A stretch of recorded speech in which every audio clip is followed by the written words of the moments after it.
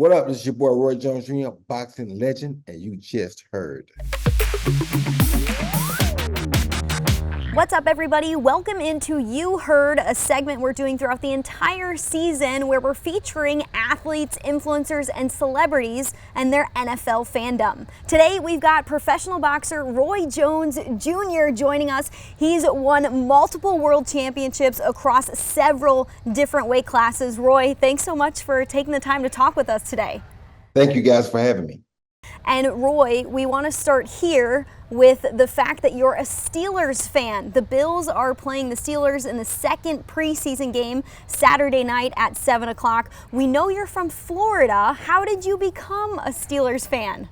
Well, back in the day, the Steelers were one of the winning teams, the Steelers and the Cowboys, and you had two options. You either pick the Steelers or you pick the Cowboys. So I was kind of in the middle because I was a big Danny White fan, big Tony Dorsett fan, big Lynn Swann fan, and big Bradshaw fan. So one summer my aunt came from New Jersey and she bought me a Pittsburgh Steelers belt buckle. That changed it all. So I got the belt buckle. Hey, I'm a Pittsburgh Steeler now. And that's how I became a Steeler. I love that. There were some huge names who played for the Steelers back in the day, and those names are still associated with the team today. How closely do you follow the Steelers now? I follow them pretty closely. We had a slight breakup for about 3 years, and it was pretty rough, but it was a slight breakup, and I just was feeling some kind of way for a while. But this year they kind of got me back because we did some good moves in the off season to make it look like we're trying to win a Super Bowl. But for the last 2.5 years, we were doing some crazy things. You know what I mean? So, and I kind of had to fall back for a minute because I wasn't in approval with what was going on. You're sounding like a true fan of an NFL team. We all go through times in our fandom where we may want to break up with the team for a few years because of the decisions or because of who isn't or is on the team. But the Steelers, let's talk about some of those off-season moves that they made because they were pretty big. I mean, you essentially have Russell Wilson on a one-year deal, and then they go and pick up Justin Fields, who's basically on the same thing, the end of his rookie deal, since they aren't picking up Fields' fifth-year option. So when you look at Russell Wilson and Justin Fields, how do you think this is all going to shake out? Well, we're just trying to figure out which QB can take us to the next step. Can Russell come in and be that guy right now? Because if he can't, then we probably fall back to Justin Fields, who has a brighter future because he's younger. He's still, like you say, in the 50th year, whatever year of his rookie deal.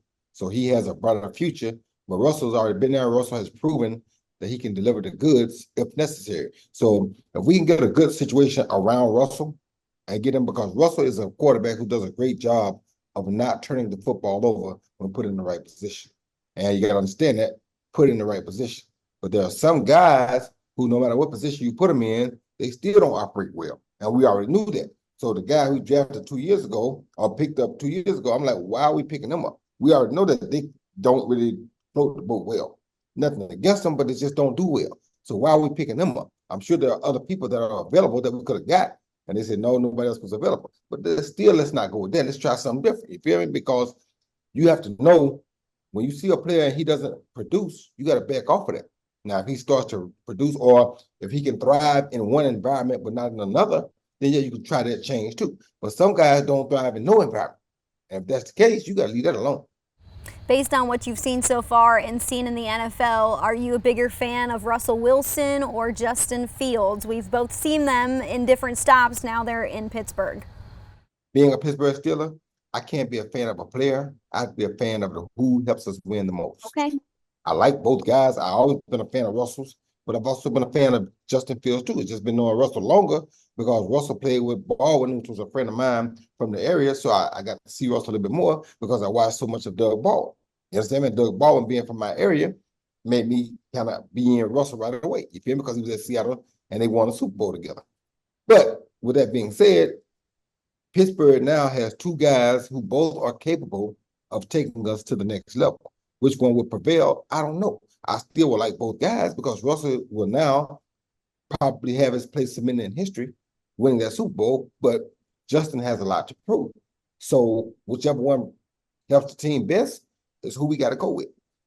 The Bills played the Steelers last season in the playoffs and won. The two have actually played each other 5 times since 2019, so it's a team that the Bills have become very familiar with. We know Sean McDermott, our head coach, and the Steelers head coach, Mike Tomlin, have a crossover when they were back at William and Mary, the college they both went to. What do you know about the Buffalo Bills, since it's been a team that the Steelers have faced quite a bit? This is a very tough team always. They always usually have a good plan for the Steelers because I think we play similar types of football. Only thing different was last year, I think their quarterback situation was a little bit better than the Steelers' quarterback situation. And I think that's what helped them prevail in the end. It was tough watching us go through what we went through last year, but it's like I felt like the organization kind of bought it on ourselves because we took 2 guys who we just really weren't sure about. You understand me? And not having that quarterback position very secure makes for a weaker team. The one thing you got to have is a QB, and that's the one thing Buffalo does have. They have a pretty good QB for the future, and I think that was the thing that inevitably outdid us. They had a quarterback, we didn't.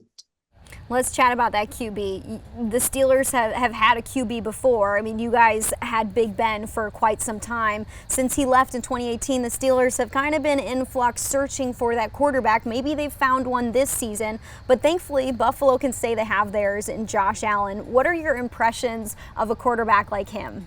Josh Allen has been nothing but phenomenal, nothing less than phenomenal throughout his whole career. He's shown everything that a great quarterback needs to show early in his career to become great.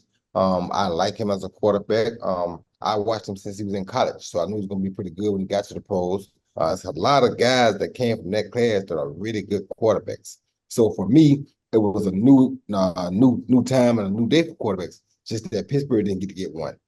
You understand me? So now Pittsburgh still is in search of a great quarterback, but we got 2 good prospects now, so I'm happy with that. But Josh Allen is nothing but a future Hall of Famer.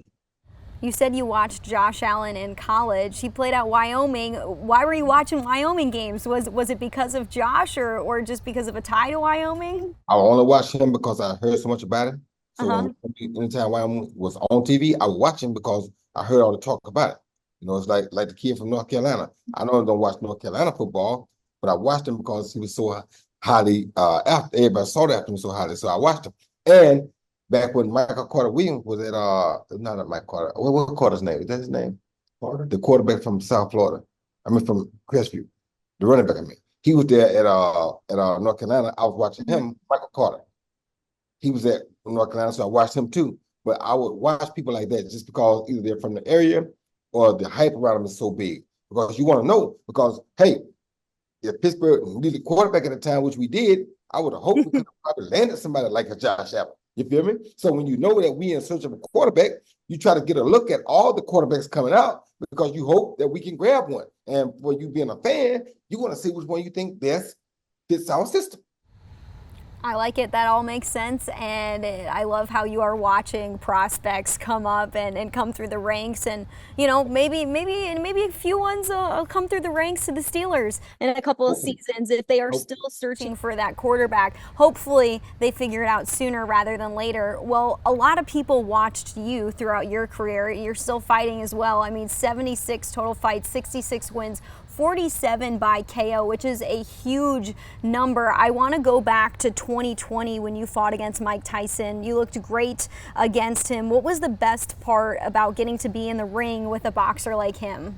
The best part was the preparation because every day I walked past a mirror, I would look at myself and say, what is your little bitty self going to do against Mike Tyson? Why are you even going out there? You know this dude is a killer. Look how small you are. How you going to even keep it muffled? But then my alter ego would say, look, forget that. We're going to do what we got to go do. So shut up and let's go. And that's just who you deal with your whole life, you know? I love that. Does the world need a Mike Tyson, Jake Paul fight? We've heard about it. There's been rumblings. It didn't happen. Do you think that's what the boxing world needs? Well, I'm not going to say that's what the boxing world needs, but it's very helpful to the world because the world now is full of entertainment. Anything that we can do to entertain, people are really thrilled with entertainment. How they got like that is because so many of the top fighters were avoiding one another, not fighting each other. So now a guy told me one of the best quotes that I've ever heard last week at a fight. He was talking about the same thing. And he said, you know, two mules would make for a great race. Mules are some of the slowest animals on 4 feet, but two of them together racing makes for a great race. So it's just like this influence of boxing. Two guys that are not necessarily the top guys, but they're equal, that makes a great fight. So now people have opened that up for people to make great fights. So Mike Tyson being 58 and Jake Paul being 28, but taking on boxing like nobody ever has before from his field makes it an interesting fight. Because first, if Mike was in the prime, he killed Jake Paul. We all know that. He may kill him anyway. We don't know. But being 58, we don't know. So now we got a race that's age and youth makes this an even race. And once again, it's almost like at this point in life, it's two mules. But like they say, two mules make a great race. And it's fights like that that get more than just the boxing fans and the boxing community watching. Those are fights where you're talking to a group of friends. Hey, I'm going to buy this fight. Where are we going to watch it? Let's go to this bar or restaurant to watch it. Those are fights that captivate the entire world as an audience. And mainly because we don't know who truly is going to win. So it's 50-50. We have reason because of his age to think that Mike may not win. We got reason because of his past to think that Mike might win. We got reason because of Jake Paul's age why we think he might win. We got reason because of his experience why we think he may not win. Once again, 50-50 fights. That's what people want to see unless they're watching prime Mike Tyson or prime Roy Jones. When prime Mike Tyson and prime Roy Jones fought, we already know who's going to win. It's just a matter of how they're going to do it. That's when you got true entertainment. So we got a question from our cornerback, Rasul Douglas, who is a big boxing fan. I'm going to play it for you and you can answer. What's up, Roy Jones? How you doing? My name's Sue. Quick question though, man. I know you jumped up like 3 to 4 divisions. I want to know who your toughest opponent was and why were they tough? Was it because of just the weight being put on, or was it just the IQ of the fighter? Good question, Sue. The toughest fight I ever fought was James Toney, and that was the first leap I made, well, the second leap I made up, because I went from dream middle to middle. I became middleweight champ down with the super middle. But fighting James Toney because of his IQ for boxing was the toughest one of all, because if you think about it, he also went on to become a Hall of Famer, but he went in the Hall of Fame not because of just they gave it to him, he earned it. He was a guy that when I fought him was 44-0, nobody was beating. Dave Tiberia, I thought beat him, but they didn't give him the decision. So at that point, he was 44-0, unbeaten, pound for pound, the best guy fight.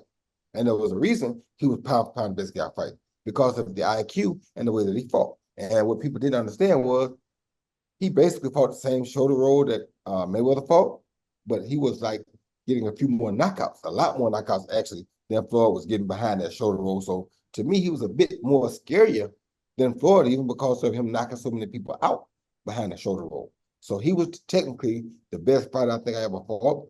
And it wasn't because of the weight, it was just because of the technique.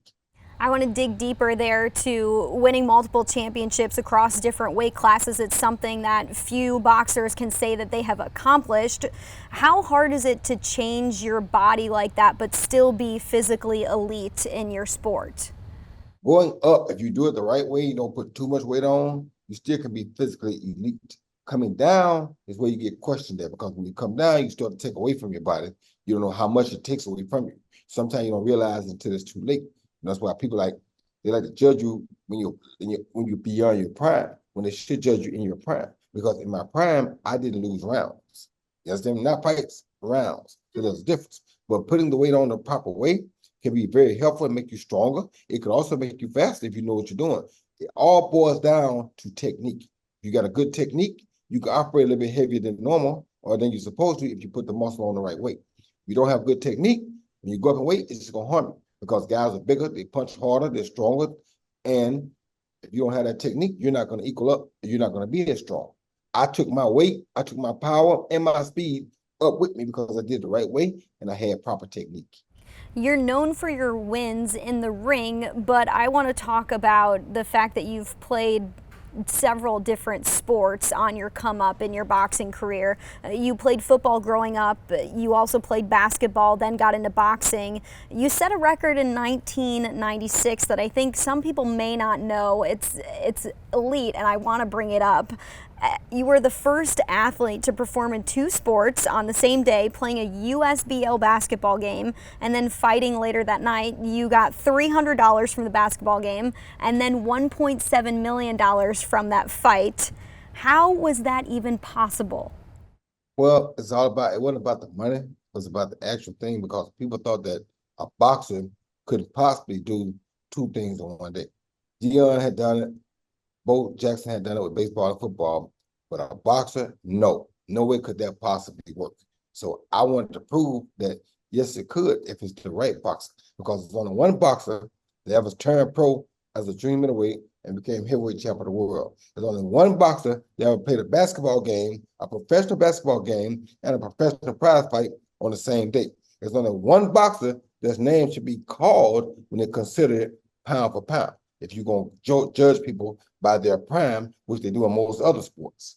I love that. I think that is so true, and it's so cool to learn when I was researching for this that you had done that. So many people cannot say that they've done that. We've seen quite a bit of crossover in the world of sports, whether it's football players trying out for baseball or golf. You see guys do things for fun, but you rarely see people do it from professional sport to professional sport.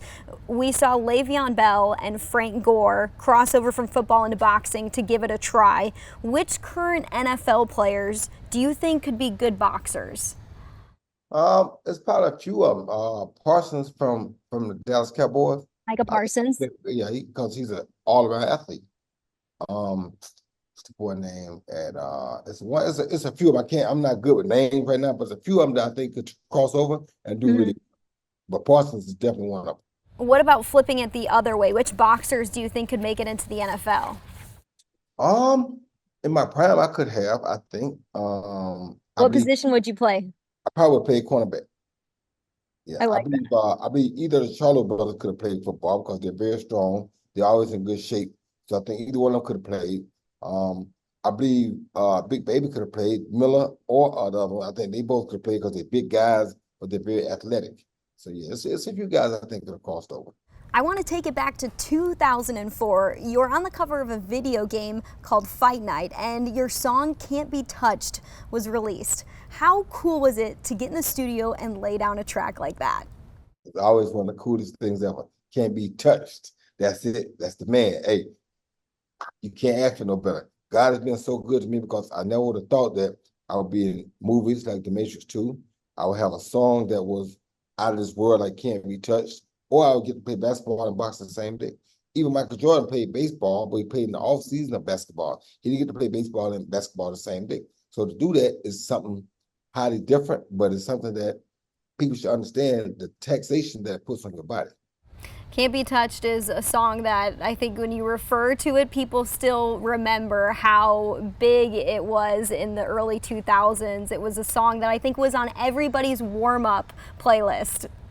Bad thing about it is, it's still on a lot of people's playlists. That's so true. Still on people's gym workout list. Still on my workout list. Hey, it's a song that you can listen to for many years and it still live on forever. Great. I love that. Why should Fight Night come back? There's so many people who are fans of that game, haven't seen it in some time. Why does it need to come back? Because if they put me in my prime, I'm still going to be cold with it. And now to be able to bring all these other guys, let them face me and get them beat up and see how I would have beat them up in my prime, it's going to be very interesting to see. So it's very fun. It's very fun to watch how the different styles come together and the different type of fights it makes. So to be able to use people's different imaginations with different athletes and with different characters, it's going to be a great thing. Got a couple more for you before we let you go. It doesn't matter if you're a fan of boxing. Everyone knows who Muhammad Ali is, and you were blessed with knowing him before he passed away. What's your favorite Muhammad Ali story? My favorite Muhammad Ali story, I don't know, but I know that, probably when he would pick up people, like he would call George Foreman, I think the gorilla, he called one of them gorilla. He would call everybody nicknames. And that was my favorite thing, to see him have these nicknames for people and to talk about how he was going to do them and why he would call them like that. You know what I mean? Like he told George Foreman, what you going to do? And the referee said, round 5, round 6, round 7, you know, because he knows that George is going to be strong the first couple of rounds, but Georgia's not used to going in around 5, 6, 7, 8. So it's like he would go out there and basically make a joke of it, but he's telling the truth. And I liked it about him. That was my favorite thing about it. What was your nickname that he used for you? He just called me Champ. He didn't have no nickname. He just called me Champ. I like it, Champ. That's what you call are. most fighters Champ. Yep. That's what you are. All right, Roy, what is next for you? What's going on? We talked about Mike Tyson and Jake Paul. Could we get a Roy Jones Jr. Jake Paul fight in there? I might be a little bit too heavy for him right now, but they say moving up in weight, but I'm kind of heavy right now. I'm on a big boy diet. I'm on a fat boy diet, so I don't know if I'll make the weight for that. But if they got me interested and made me get back in shape, it'd be problematic because I'd be mad already because I have to get back in shape. So when I'm getting angry, it's a different me that shows up because now I can't sit on the couch and eat my potato chips and my chocolate coated pecans like I'm used to eating every day now. So I got to make sacrifice again. When I have to make sacrifice, it makes me angry. When I get angry, now I'm a different fighter. So I would hope they wouldn't do that to me, but if they put me in that place and make me have to go do that, then it's going to be probably very difficult for the opposition. I love that. Before we let you go, we have to ask you this. You're a Steelers fan. Season is set to begin in just a few weeks here. What is your hottest Steelers take for this season? My hottest take is that I think they're going to go probably about 12-5, 12-4. Is it 5? 12? No. 12-4. 17 games. Okay, 12-5, yeah. 12-5, yeah. I think they go about 12-5. And think we will make the playoffs. And depending on how well the quarterback play is, we always one step away from Super Bowl because we have a Super Bowl winning coach. You do. Has not had a losing season yet. So for us, we got everything necessary. The only thing we were missing was that quarterback position. Roy, thank you so much for taking the time to talk with us. There are few who do it like you do, and it was awesome getting to hear about your fandom of the Steelers and just talking a little bit of boxing with you. Thank you. Thank you. I appreciate it. I just want to say this last thing. I love all sports. I love all athletes. I respect everybody. It's just Pittsburgh became my team, but like I said, I respect everybody, and I think Josh Allen is going to be a very good quarterback in the future, so you guys have a bright future to look forward to as well. Hey, for somebody who's played in several different sports, it only makes sense that you have so much respect for people who are doing it at the highest level. Thank you.